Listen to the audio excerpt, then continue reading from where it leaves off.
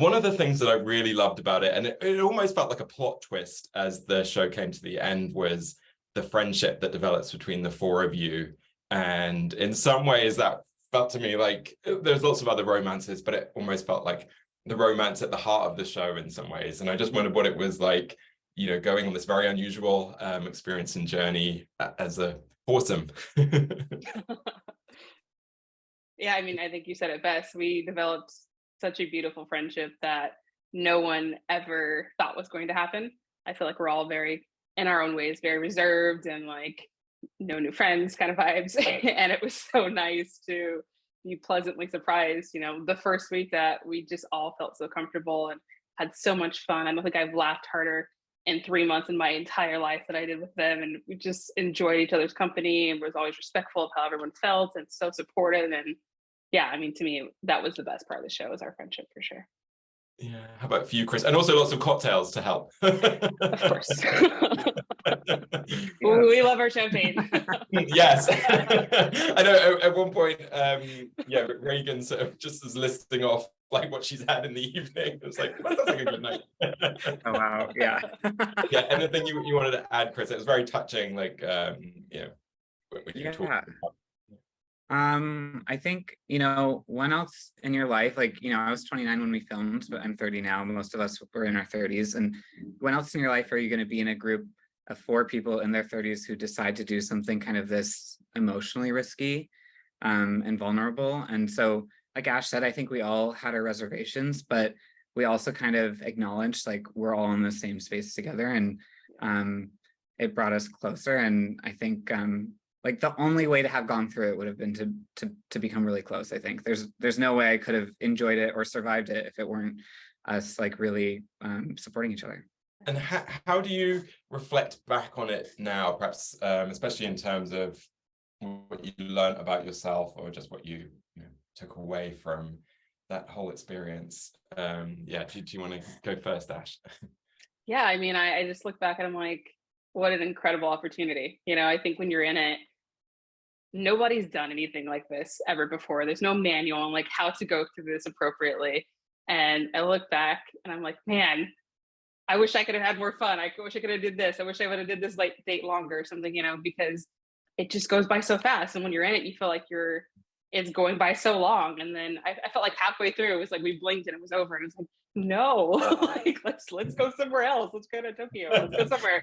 I don't care. And so I think it really reminded me how special it is to have people in your life that care about you and that want the best for you. And like, we felt that from everybody, you know, from Johnnie and Steven to producers, directors, everybody. It was just such a beautiful experience that I feel like most people will never be able to relate to. And I think that's something so special that I'll always carry with me, and having friends that I feel like will be with me for the rest of my life. Yeah, I reflect on like, that was freaking incredible. So for sure. Yeah, how about for you, Chris? Well, you know, now I walk into a room and I'm like, well, I'm a star. No. You can't tell, I'm like pretty reserved. And so I think that what I meant was, you know, I used to walk into a room and really be worried, like, is everyone gonna like me? Am I gonna impress everyone? And now, especially because of like, honestly, like the example and the strength of the people I did this with, like Ash included, Reagan, Kisan, like I realized that they walk into a room and they're just like unapologetically who they are. And I want to be that way. And it's going to make me happier. And it's going to mean that I'm going to attract like the right people in my life, people who support me for who I am. So I think I approach life kind of a little bit more openly, and hopefully with a little bit more like love and happiness for myself and others. Yeah. I don't know, Ash, you work in social media, and I thought it was a really interesting conversation when, you know, Chris was talking about his social media presence. It's like, I recognized you when it started. Like, oh, I follow you on Instagram too, along with, you know, 30,000 people or whatever. And it's kind of, yeah, it's interesting, isn't it? We're all probably a little bit different, but you were talking, Chris, that it was kind of an outlet for the extrovert that's inside somewhere. And I don't know, yeah, was it an interesting thing for you to sort of explore and talk about, and also like has the experience brought you closer to being, you know, the person online in some ways? Actually, I think the opposite. I think my online presence is, I mean, sometimes I post thirst trap here and there, but I stopped posting as much because I stopped caring. I feel bad saying this, but like I now know I'm hot. It's like the world, like there's photos. That's true. If you want to see it, you can see it.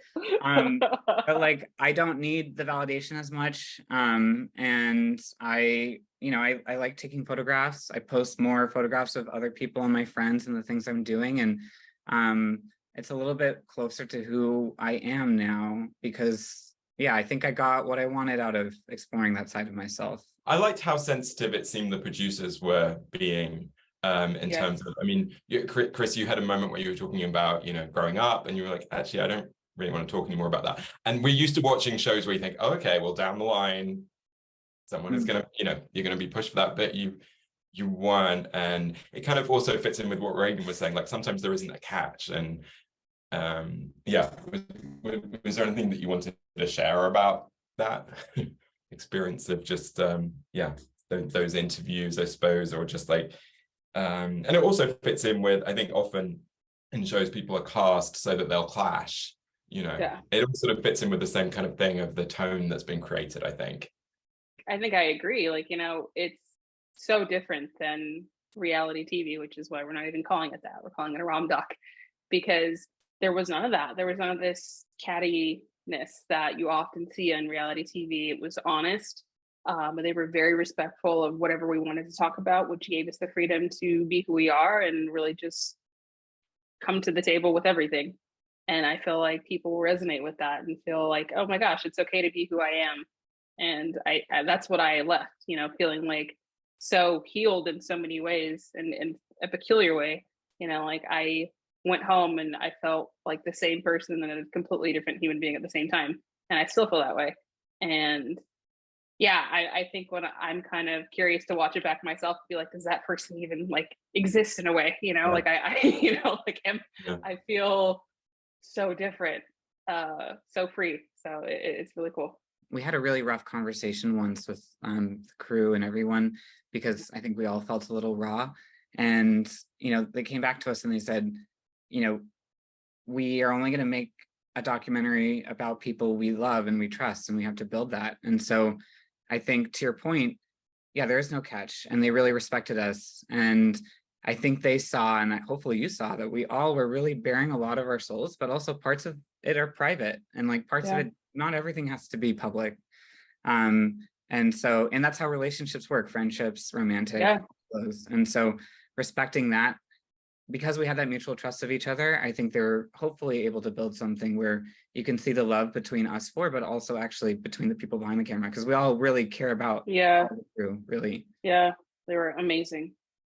I like that it was a mix of straight folks and queer folks. And I don't know, I mean, maybe not, but did you find that you were looking for different things out of your dates than Reagan and Keeson were? Like, I think yes and no. I think, you know, it depends on how you feel that day, as with anything. I think at the core, we're all there for love. We're all there for deep connection. But when you do it 5 million times over and over for months, it's just kind of like, today, like, how deep do I want to get with this person? You know? And so I think for me, I think we all want, like, everybody wanted someone attractive. I think everybody kind of felt that, right? But it's like, hey, then what? And so I think for the girls, you know, they definitely have different things that they're looking for than what I would be looking for, and vice versa. And I think that's what was so fun about the show, is coming home, having those discussions after all the dates, like, what did you find? And why did you like what you liked? And why did you hate what you hated? And so that was really cool. I think Chris probably had the most kisses. I did. Did you? You had more kisses than Reagan? I had a lot, but that's oh my gosh! I don't know if all of them got on camera even, but the point is, like, I think like there's just different norms for like sexuality and dating, and like also just the fact that I think women have to worry about maybe being slut shamed in a way that like men don't always have to, and when it's two queer men, both parties aren't concerned, and so I think the norms are different. How we interact with each other is different. but I think like specifically with me and like my like personal issues with like sex, it was also something like I have to navigate. Like in the queer world, sexual liberation is a really important part of like our ability to exist and to be seen and visible. But for me, navigating that, I have my own sexual hangups, like how does that play out, and what do I feel comfortable? Obviously, I feel comfortable kissing, but like maybe not as much doing other things that a lot of gay men, at least in New York, are comfortable and should feel comfortable exercising to their discretion. In terms of the dates, I love the two-step dance. That was really fun that you did, Chris, and like the cooking gumbo. I don't know, they look fun. Yeah, it was fun. Did you have a favorite date in terms of just like the activity? It was a good sort of date activity too, I guess. I mean, I think it's hard to be like when I was with Justin in Hawaii and we like went out on a kayak in this like beautiful island, like sorry. Like I mean it's obviously like other dates were fun, but like give me a kayak and a private beach and some drinks, like there's nothing better. Yeah, so sure. Did you have a favorite, Ash? I honestly, I don't remember 80% of my dates, so I'm so excited to see the show just to remember what I did. I'm constantly like talking to the girls. I'm like, who's this? What did I do here? And I'm like, oh my god, yeah, that was so fun. Yeah, sorry, go on. yeah. So I mean, like that, but I mean, I did love the gumbo experience. Was just fun because I would never, and so it was a lot of fun to do that, and it was delicious. Everything we did in Hawaii, I mean, come on, it's not gonna get better than that. So yeah, I loved our like friend dates. You know, the friend dates that we had in Seattle. That dinner was probably my favorite thing that we did the entire trip. It was just so cute. And now that you're both going to dating experts, like, I don't know. did you have like come up with your sort of most effective question of really kind of I don't know, getting to know someone fast, or whether they were someone you wanted to see, especially when it was the date zeros, whether it was someone you were going to see again. Was there a question? I guess it varied, but did you find there was quite a good sort of go-to question that was like, okay, this is going to give me a good idea? For me, no, not so much. I think just in general life, I pick up more on body language than I do than what someone's asking me, because you can kind of just like go through the list of, which we were in many ways doing. Like I have five questions, I have 10 minutes, what I want to ask you. But it's like, how thoughtful are you responding to those questions? How are you looking at me? Do you seem bored? Like, am I laughing? Would I want to do this again? Those are the things that I'm thinking about. So I really feel like I probably asked everyone similar questions, but I never went into like, these are the questions I want to ask this person. It's like, what did their spirit give to me in that moment? Like, what do I feel comfortable asking? How about for you, Chris? Honestly, I don't think that there's any one question that's going to like let me know. In the past, I've worked for a dating app, and famously, we always said there's no such thing as a deal breaker. And it's just like, everyone can set their own limits and think that this thing really matters to them. But if you really love someone, you're actually probably going to find a reason to overlook something. I bet. Yeah, true. Maybe even if it was being a vegan or the oh my god, I can't wait to watch that. That was so funny. I honestly like thought that was planned. I was like, oh, this is something that they're trying to get me to like have a reaction. Like, and none of the show was like that whatsoever, but I was just like, did this moment actually just happen? Am I being punked? Like, you won't go out with me because I'm not a vegan? Did you think this was a vegan swiping America? So crazy. Oh my gosh. I love the traveling aspect of the show, and I did feel like I got to, get to know some of these places through just, sitting on my couch. But did you have a favorite city in terms of queer life there, or sort of an eye-opening moment of thinking, geez, it's pretty hard to be queer here? What was your sort of, through a queer lens, that your journey of these 8 cities? Yeah, I mean, I don't know if it was because it was the first city, but Asheville, I don't have to go there ever again, I feel like. It just didn't feel like a place that I would want to be in. I'm sure they have like, a queer-ish area, but it didn't feel like New York. And again, it could have been like, this was our first city leaving this very diverse, open place, what is happening? So possibly not that place. As far as queerness, I don't know, Chris, what would you say? Like, where did we go that you felt was more, and probably like Miami, maybe? Yeah, I was gonna say, but to be Yeah. honest, we didn't have much opportunity to spend outside of Yeah. filming. Ash and I were both working, so Yeah. while we were filming, so it was a lot of stress and time. I will Stress. say for me, like I opened up Scruff in Santa Fe, and there was like 2 people in the city, and that to me was just like, you know, Santa Fe is obviously one of the smaller cities we went to. A lot of people were near like Albuquerque if I found them there, but which is like an hour away, but still like it was one of those things where I'm not saying Santa Fe is like more or less welcoming of queer people. It just like population wise and density, it made me realize I've only lived in LA, Providence, and New York. I can never imagine what it's like not to be around like a lot of people who are different than maybe like middle America. Yeah, because Chris, you had the date with the guy who was living quite remotely, didn't you? That's interesting because I mean, for me, I mean, I'm in New York too, and part of it is even if I'm not going in there, I love walking past Stonewall and like all the bars and just seeing lots of other queer people and very different life, isn't it? Talking to him, he was also talking about like his queer friends. They're just kind of a community, and it's not necessarily online that you meet each other. It's not a bar. They would just go to each other's places and have like, you know, parties, and that's great. But it's a very different way of navigating queer life. So I really can't imagine what it's like. How into rom-coms are you? Because this is a rom-doc, obviously. And what's your favorite, if you like him?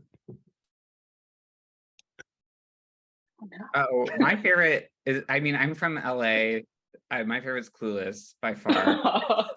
Like was so foundational to me. It like really feels like a part of my like childhood. And yeah, of course I love them. You know, Miss Congeniality, Legally Blonde, all of them. Of course, yeah. Strong women. Miss Congeniality, yeah.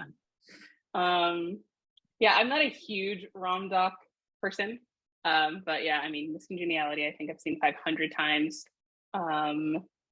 I did like Sex in the City, like just like, you know, the sitcom. But yeah.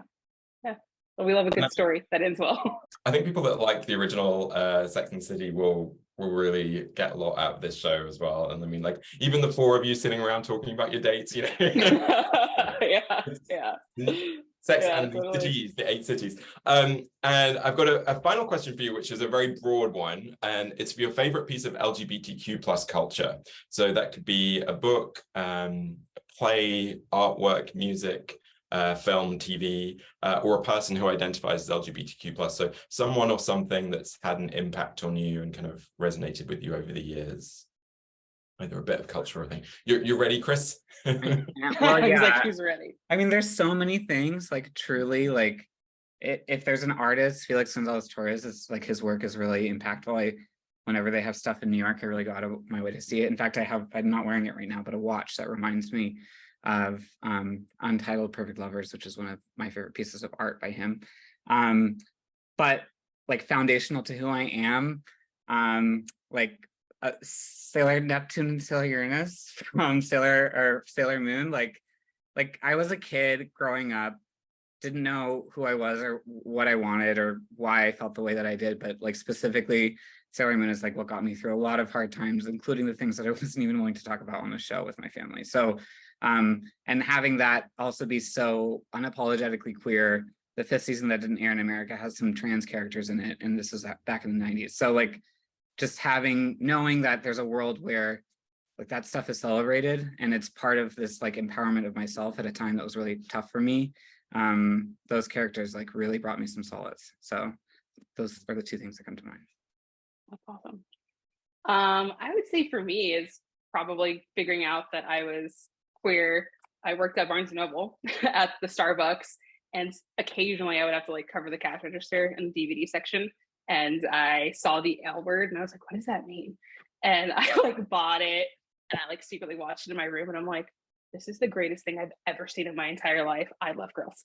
And so that moment for me was just like, oh my God, that I'm not crazy. This is okay to feel this way. And growing up like a pastor's kid, you know, I didn't see that lifestyle be, you know, accepted and loved and appreciated, and seeing like all these beautiful humans have so many crazy life stories that somehow intertwined and had a beautiful friendship. And so yeah, I'm obsessed with the L Word, all the generations. Ash, Chris, thanks so much. Great getting to know you watching the show, and also getting to chat to you as well. So Thanks, James. Thank you.